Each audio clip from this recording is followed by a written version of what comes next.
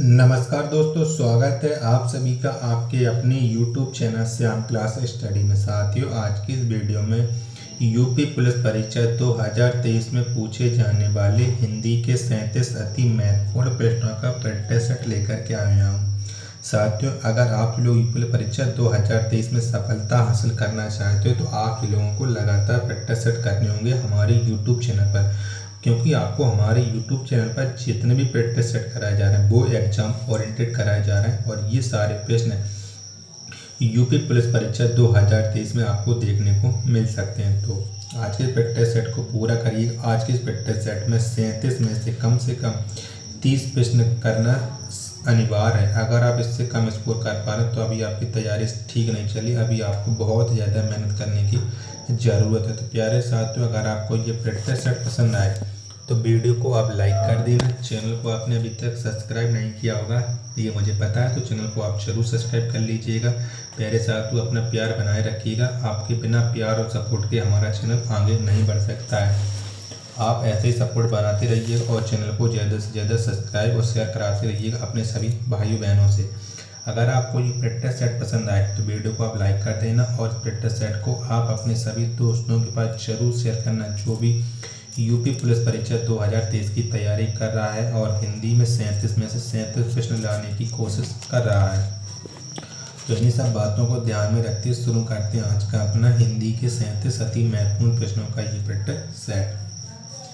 तो प्रश्न संख्या पहला है आपके सामने कि निम्न में कौन सी एक पुस्तक मुंशी प्रेमचंद द्वारा लिखित नहीं है। तो कौन सी पुस्तक है जो मुंशी प्रेमचंद के द्वारा नहीं लिखी गई। बाकी 3 पुस्तकें हैं जो मुंशी प्रेमचंद के द्वारा लिखी गई। तो जय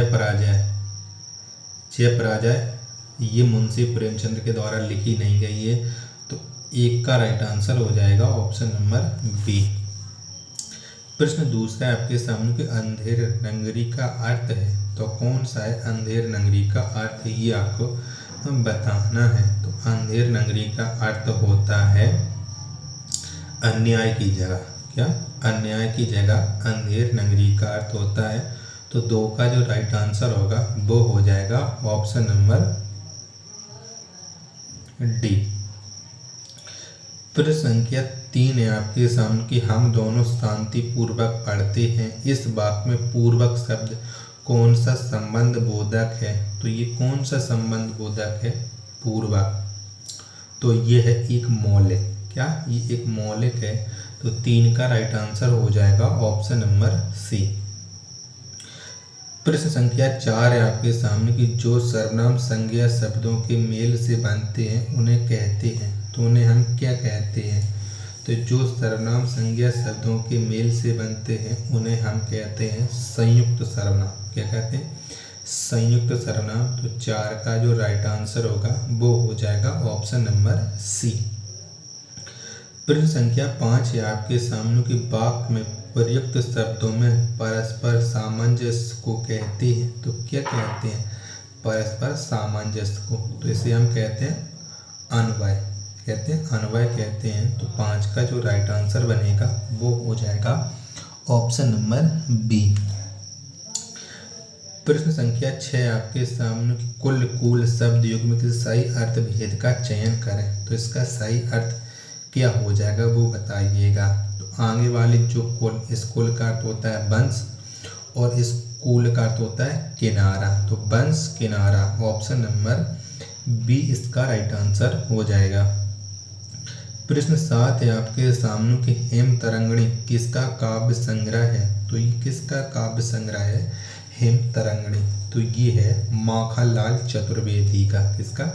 माखनलाल चतुर्वेदी का काव्य संग्रह हेम तरंगिणी। तो 7 का जो राइट आंसर हो जाएगा ऑप्शन नंबर सी। प्रश्न 8 है आपके सामने किसी की कही बात को स्पष्ट करने के लिए वाक्य के अंत में किस चिन्ह का उपयोग करते हैं। तो कौन से चिन्ह का उपयोग करते हैं? तो किसी की कही बात को स्पष्ट करने के लिए वाक्य के अंत में हम रेखांकन चिन्ह का उपयोग करते हैं। तो 8 का जो राइट आंसर होगा वो हो जाएगा ऑप्शन नंबर सी।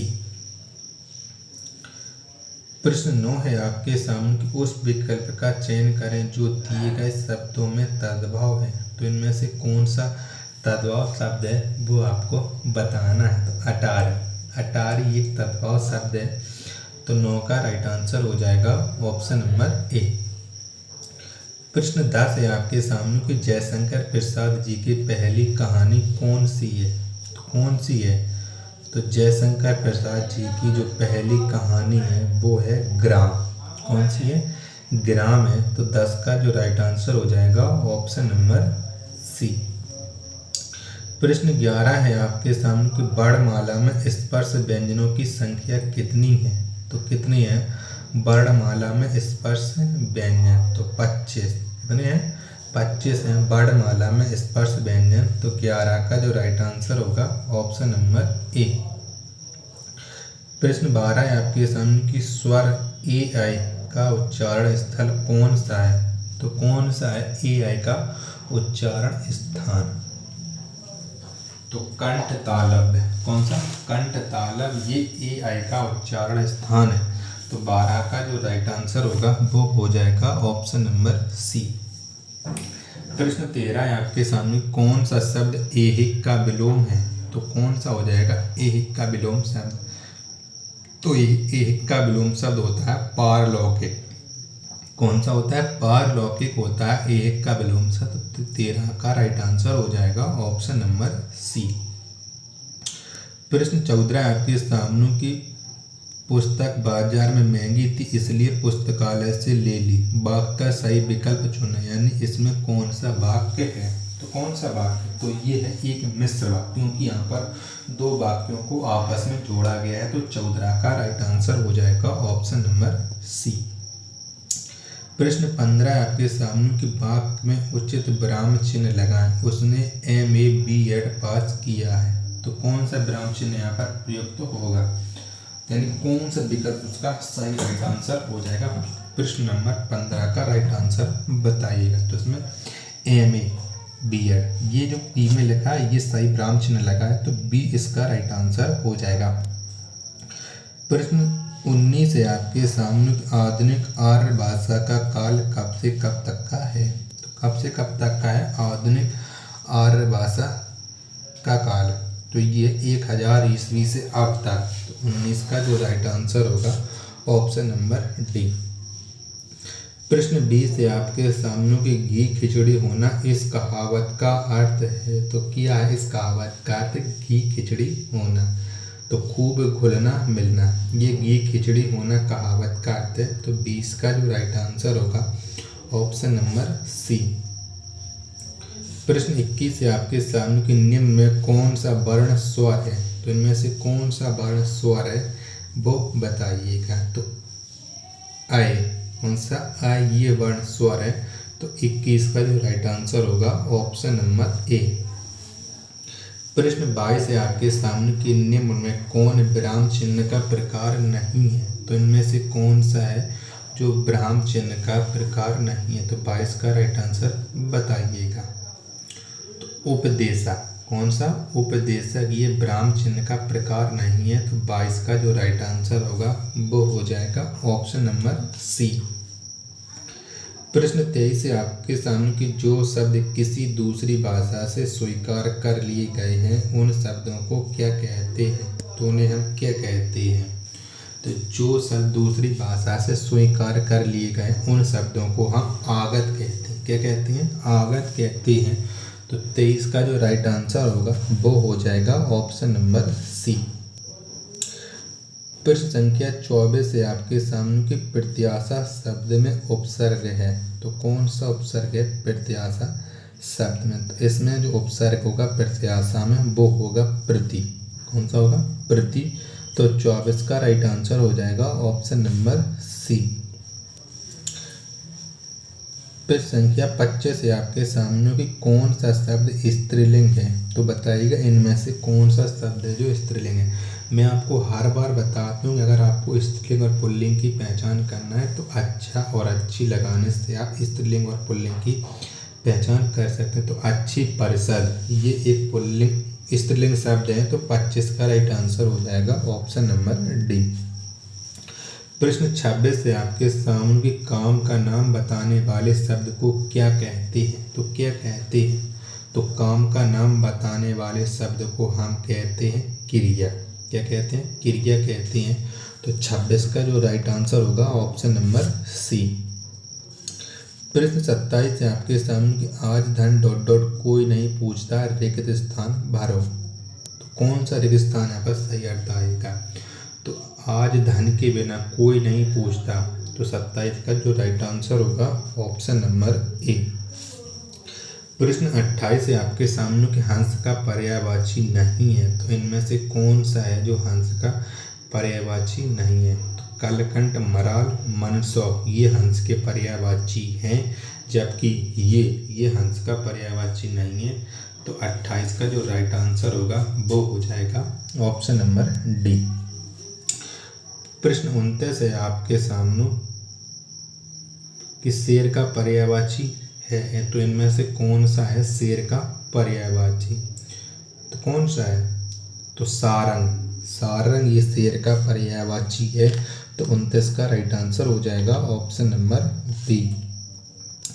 प्रश्न 30 है आपके सामने कि सृष्टि का विलोम शब्द है, तो इनमें से कौन सा है सृष्टि का विलोम शब्द? तो पिरला ये सृष्टि का विलोम शब्द है। तो 30 का राइट आंसर हो जाएगा ऑप्शन नंबर बी। प्रश्न 31 है आपके सामने कि वह सायकालीन बेला जब पशु धन वन से चरकर लौटता है के लिए एक शब्द होगा। तो इसके लिए एक शब्द क्या हो जाएगा वो बताना है। प्रश्न संख्या 31 में तो उस समय जो काल होता है उसे हम कहते हैं गोधूल। क्या कहते हैं? गोधूल। तो 31 का राइट आंसर हो जाएगा ऑप्शन नंबर ए। प्रश्न 32 है आपके सामने कि युद्ध करने का इच्छुक के लिए एक शब्द बताओ। तो युद्ध करना इच्छुक के लिए एक शब्द क्या हो जाएगा? तो इसके लिए हो जाएगा युत्सु। तो 32 का जो राइट आंसर होगा वो हो जाएगा ऑप्शन नंबर ए। प्रश्न संख्या 33 है आपके सामने कि पिता ने पुत्र के प्रमाण का उत्तर डॉट डॉट में दिया, रिक्त स्थान बारो। तो यहाँ पर कौन सा रिक्त स्थान हो जाएगा? तो पिता ने पुत्र के प्रमाण का उत्तर इसने शीश में दिया। 33 का राइट आंसर हो जाएगा ऑप्शन नंबर डी। प्रश्न 34 है आपके सामने कि उस काल मारे क्रोध के तन कांपने उसका लगा, मानव हवा के जोर से सोता हुआ सागर जगह में रस बता। तो कौन सा रस है?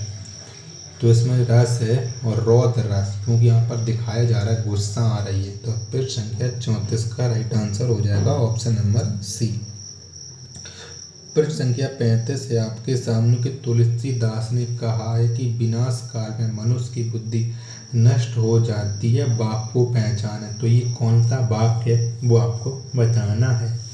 तो तुलसीदास ने कहा कि विनाश काल में मनुष्य की बुद्धि नष्ट हो जाती है, ये एक मिश्र वाक्य है। कैसा है? मिश्र वाक्य है। तो 35 का जो राइट आंसर होगा वो हो जाएगा ऑप्शन नंबर डी। प्रश्न संख्या 36 है आपके सामने कौन सा वाक्य शुद्ध है? तो इनमें से कौन सा वाक्य है जो शुद्ध है? तो रामचरितमानस एक धार्मिक ग्रंथ है, ये शुद्ध है। तो 36 का जो राइट आंसर होगा वो हो जाएगा ऑप्शन नंबर ए। प्रश्न संख्या 37 है आपके सामने कि मधुर मधुर मुस्कान मनोहर मनुज बेश का उजियाला में अलंकार बताएं। तो इसमें कौन सा अलंकार हो जाएगा? तो प्रश्न संख्या 37 इसमें आप देख रहे हैं कि माँ वर्ण की आवृत्ति बहुत बार हुई है, तो यहाँ पर हो जाएगा अनुप्रास अलंकार। तो 37 का right answer option number A. प्रश्न 38 है आपके सामने कि शिल्पगत आधार पर दोहे का उल्टा छंद है, तो कौन सा हो जाएगा? तो शिल्पगत आधार पर दोहे का उल्टा छंद होता है सोरठा। क्या होता है? सोरठा। तो 38 का जो राइट आंसर होगा वो हो जाएगा ऑप्शन नंबर सी। प्रश्न 39 है आपके सामने कि विकल्पों में से किस शब्द का बहुवचन रचनाएं है? तो किसका रचनाएं होता है बहुवचन? तो ये होता है रचना का बहुवचन रचनाएं। तो 39 का right answer option number D. Last प्रश्न है आज के इस प्रैक्टिस सेट का कि फांस किसकी रचना है? तो किसकी रचना है? तो फांस ये है संजीव की रचना। किसकी है? संजीव की रचना। तो 40 का राइट आंसर हो जाएगा ऑप्शन नंबर बी। प्यारे साथियों, अगर आपको ये हमारा प्रैक्टिस सेट पसंद आया हो तो वीडियो को आप लाइक कर देना। चैनल को आपने अभी तक सब्सक्राइब नहीं किया होगा तो चैनल को आप जरूर सब्सक्राइब कर लीजिएगा। इसी तरह के बेहतरीन प्रैक्टिस सेट लगाने के लिए आप हमारे YouTube channel Shyam class study को सब्सक्राइब कर सकते हैं, जहां पर आपको यूपी पुलिस परीक्षा 2023 की बेहतरीन तैयारी कराई जा रही है। मिलते हैं अपन नेक्स्ट प्रैक्टिस सेट में, तब तक के लिए धन्यवाद। जय हिंद।